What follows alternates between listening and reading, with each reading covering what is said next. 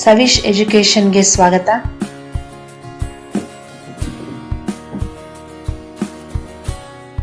ದ್ರಾವಿಡ ಭಾಷೆ.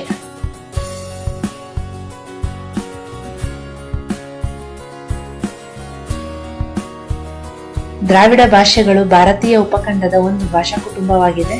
ದ್ರಾವಿಡ ಭಾಷೆಗಳು ದಕ್ಷಿಣ ಭಾರತ, ಮಧ್ಯ Bharat, Sri Lanka, Pakistan, Nepal, Bangladesh, Afghanistan, Iran, Malaysia, Singapore ಪ್ರಾಂತ್ಯಗಳಲ್ಲಿ ಬಳಕೆಯಲ್ಲಿವೆ. ಇದನ್ನು ಒಂದು ಸ್ವತಂತ್ರ ಭಾಷಾ ಕುಟುಂಬವೆಂದೇ ಪರಿಗಣಿಸಲಾಗಿದೆ. ದ್ರಾವಿಡ ಭಾಷೆಗಳ ಮೂಲ ಭಾಷೆಯಾದ ಪೂರ್ವ ದ್ರಾವಿಡ ಭಾಷೆ ಇತಿಹಾಸ ಪೂರ್ವಕಾಲದಲ್ಲಿ ಅನೇಕ ವರ್ಷಗಳ ಹಿಂದೆಯೇ ಭಾರತದಲ್ಲಿ ಜನಿಸಿತು ಎಂದು ಹೇಳಲಾಗುತ್ತದೆ.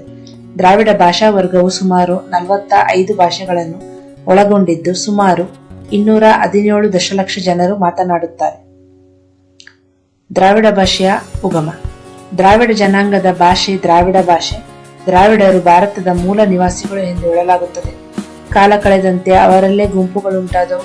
ಭೌಗೋಳಿಕ, ಸಾಮಾಜಿಕ, ಭಾಷಿಕ ಕಾರಣಗಳಿಂದಾಗಿ ಅವರು ಆಡುತ್ತಿದ್ದ ಭಾಷೆಯಲ್ಲಿ ಪ್ರಭೇದಗಳುಂಟಾದವು. ಮೊದಲು ಬಂದ ದ್ರಾವಿಡ ಜನಾಂಗದವರು ಆಡುತ್ತಿದ್ದ ದ್ರಾವಿಡ ಭಾಷೆಯನ್ನು ಮೂಲ ದ್ರಾವಿಡ ಭಾಷೆ ಎಂದು ನಿರ್ದೇಶಿಸುವುದು ವಾಡಿಕೆ. ಮೂಲ ಜನಾಂಗ ಪಂಗಡಗಳಾಗಿ ವಿಂಗಡವಾದಂತೆ ಮೂಲ ಭಾಷೆಯು ಭಿನ್ನ ಭಿನ್ನ ಭಾಷೆ ಉಪಭಾಷೆಗಳಾಗಿ ಒಡೆದುಕೊಂಡವು.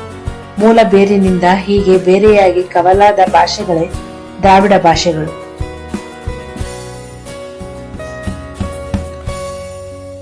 ವೈವಿಧ್ಯತೆ. ಈಗಿನ ಭಾಷಾ ಸಮೀಕ್ಷೆಯ ಲೆಕ್ಕದಂತೆ ಇಂಥ 25 ದ್ರಾವಿಡ ಭಾಷೆಗಳು ಇಂದು ಪ್ರಚಾರದಲ್ಲಿವೆ. ಇವಿಷ್ಟೇ ದ್ರಾವಿಡ ಭಾಷೆಗಳೆಂದು ಕಡೆಯ ಮಾತಾಗಿ ಹೇಳುವುದು ಸಾಧ್ಯವಿಲ್ಲ. ಕನ್ನಡ ನಾಡಿನ ಆಗುಂಬೆ, ಬಾಳೆಬರೆ ಬೆಟ್ಟಗಳಲ್ಲಿ ಬಾಳುತ್ತಿರುವ ಬಾಳೇರರ ಸ್ವರೂಪ ಮತ್ತು ಮಧ್ಯ ಭಾರತದ ಬಸ್ತಾರ ಪ್ರದೇಶ, ಧೂರ್ಲಿ ಮತ್ತು ಕೋರಾಪುಟ್ ಪ್ರದೇಶದ ಸವರ್ ಭಾಷೆಗಳ ಸ್ವರೂಪ ಇನ್ನೂ ನಿರ್ಧಾರವಾಗಿಲ್ಲ.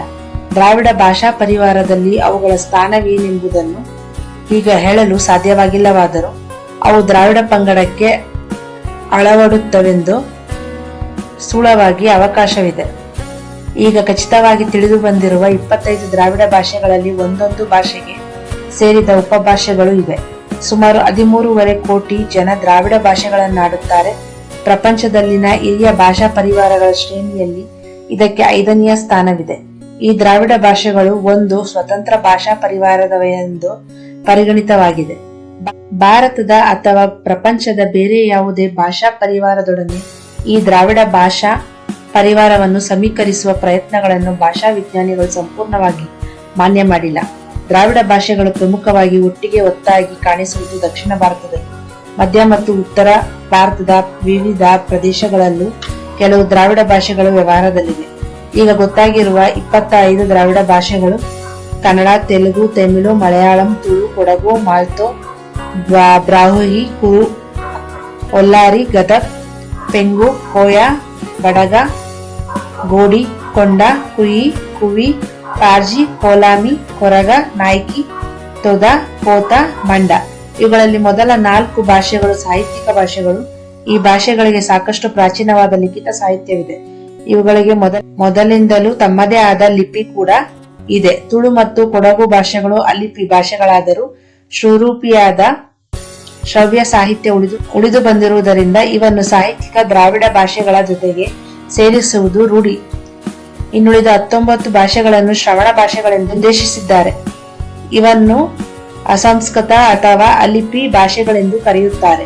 ಮೂಲ ದ್ರಾವಿಡದಿಂದ ಈ 25 ದ್ರಾವಿಡ ಭಾಷೆಗಳು ಯಾವಾಗ ಬೇರೆಯಾದವೆಂಬುದು ಖಚಿತವಾಗಿ ತಿಳಿಯದು. ಸ್ಥೂಲವಾಗಿ ಅದನ್ನು ಗುರುತಿಸುವ ಪ್ರಯತ್ನಗಳು ನಡೆದಿವೆ. ಭಾಷಾ ಕಾಲಕ್ರಮ ಅಧ್ಯಯನ ಪದ್ಧತಿಯ ಆಧಾರದಿಂದ ಬಹುಮಟ್ಟಿಗೆ ದ್ರಾವಿಡ ಭಾಷೆಗಳು ಮೂಲ ದ್ರಾವಿಡದಿಂದ ಕ್ರಿಸ್ತಶಕದ ಆರಂಭದ ವೇಳೆಗೆ ಬೇರ್ಪಟ್ಟಿದ್ದವು.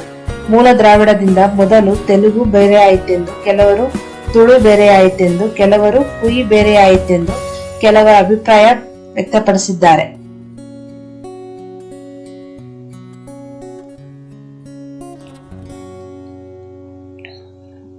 ವರ್ಗೀಕರಣ. ದ್ರಾವಿಡ ಭಾಷೆಗಳನ್ನು ಅವು ಭಾರತದ ಯಾವ ಯಾವ ಭಾಗದಲ್ಲಿ ಬಳಕೆಯಲ್ಲಿವೆ ಎಂಬ ಭೌಗೋಳಿಕ ಆಧಾರದಿಂದ ಉತ್ತರ, ಮಧ್ಯ ಮತ್ತು ದಕ್ಷಿಣವೆಂದು ವರ್ಗೀಕರಿಸಿದ್ದಾರೆ. ಭಾಷಿಕ ಆಧಾರದಿಂದ ಮಾಡಿದ ದ್ರಾವಿಡ ಭಾಷೆಗಳ ವರ್ಗೀಕರಣವನ್ನು ಭಾಷಾ ವಿಜ್ಞಾನಿಗಳು ಮಾನ್ಯ ಮಾಡಿದ್ದಾರೆ. ಅದರ ಪ್ರಕಾರ ಕೂಡ ಉತ್ತರ, ಮಧ್ಯ ಮತ್ತು ದಕ್ಷಿಣ ಎಂಬ ತ್ರಿಭಜನೆ ಇದೆಯಾದರೂ ಇಲ್ಲಿ ಭೌಗೋಳಿಕ ಆಧಾರ ಗೌಣ.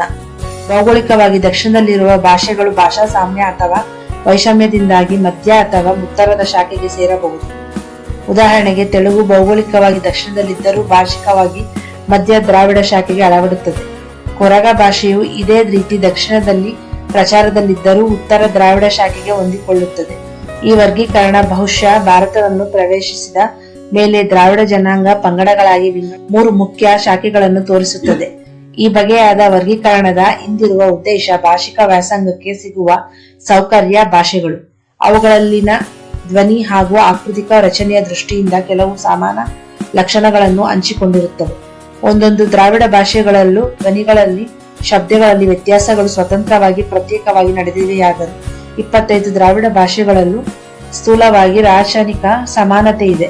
ಹಾಗಿರುವುದರಿಂದಲೇ ಅವೆಲ್ಲ ಒಂದು ಮೂಲಕ್ಕೆ ಸೇರಿದ ಭಾಷೆಗಳೆಂದು ಹೇಳುತ್ತಿರುವುದು.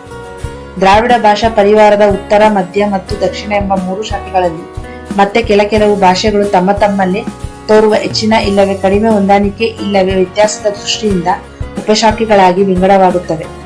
ದ್ರಾವಿಡ ಭಾಷಾ ಶಾಸ್ತ್ರಜ್ಞರು ಮಾನ್ಯ ಮಾಡಿರುವ ದ್ರಾವಿಡ ಭಾಷೆಗಳ ವರ್ಗೀಕರಣ ಈ ರೀತಿ ಇದೆ. ಮೊದಲು ಒಂದೇ ಆಗಿದ್ದ ಮೂಲ ದ್ರಾವಿಡ ಭಾಷೆಯಿಂದ ಮೂಲ ಕುಯಿ ಭಾಷೆ ಬೇರ್ಪಟ್ಟಿತು. ಅನಂತರ ಕಾಲಾನುಕಾಲಕ್ಕೆ ದ್ರಾವಿಡ ಭಾಷೆಗಳು ಬೇರ್ಪಟ್ಟವು.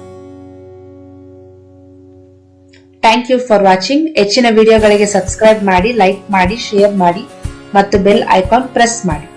ಮತ್ತೆ ಹೆಚ್ಚಿನ ವಿಡಿಯೋಗಳಿಗೆ ಕಮೆಂಟ್ ಮಾಡಿ.